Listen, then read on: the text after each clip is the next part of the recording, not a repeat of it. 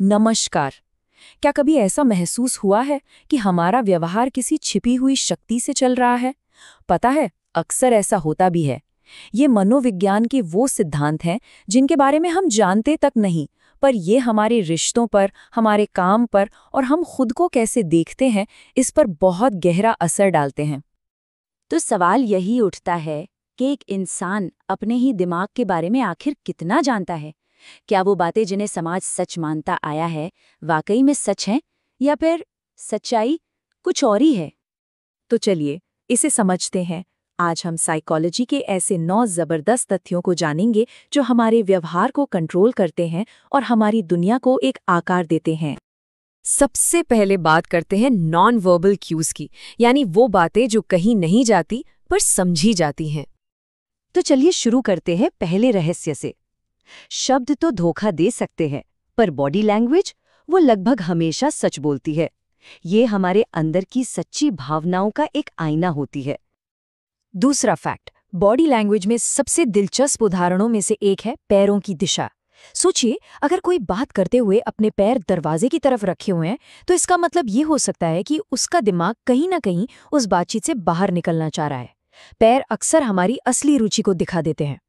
और तीसरा फैक्ट जुड़ा है झूठ पकड़ने से। देखिए, आमतौर पर हम सोचते हैं कि झूठे लोग नजरें चुराते हैं, पर कई बार वो इसका ठीक उल्टा करते हैं।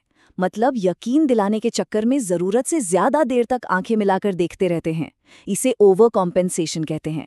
तो दोनों ही संकेतों को लेकर सतर्क रहना जरूरी है। चलिए अब दूसरे हिस्से पर चलते हैं और देखते हैं कि हम सामाजिक बातचीत को कैसे प्रभावित कर सकते हैं। अब ये चौथा फैक्ट सामाजिक बातचीत में बहुत पावरफुल साबित हो सकता है, खामोशी।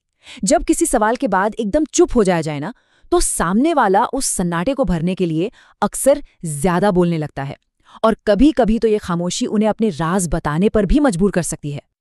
पांचवा फैक्ट थोड़ा अजीब लग सकता है, लेकिन ये सच है। किसी को नजरअंदाज करना अक्सर उन्हें हमारी तरफ और भी ज्यादा आकर्षित करता है।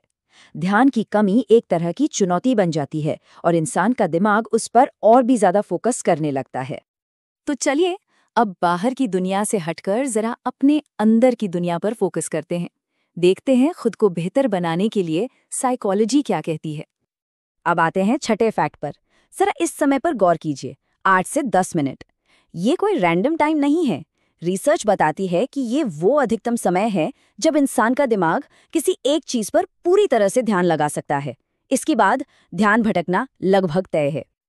तो इसका मतलब क्या हुआ? सीधा सा मतलब है, घंटों तक लगातार काम करने से कहीं बेहतर है छोटे छोटे अंतराल में पूरे ध्यान से काम करना। काम की क्वालिटी ज्यादा जरूरी है, क्वांटिटी नहीं।